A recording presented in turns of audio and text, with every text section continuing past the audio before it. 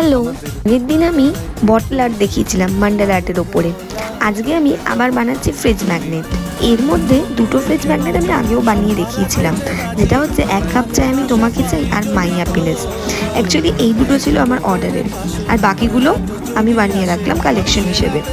তাই ভাবলাম বানাচ্ছি যখন একবার তোমাদেরকে শেয়ার করে নিই আমার কালেকশনগুলো, দেখো কেমন লাগছে। যদি তোমরা কেউ নিতে চাও তাহলে আমাকে ইনবক্স করো, ভালো লাগলে রেড হার্ট কমেন্ট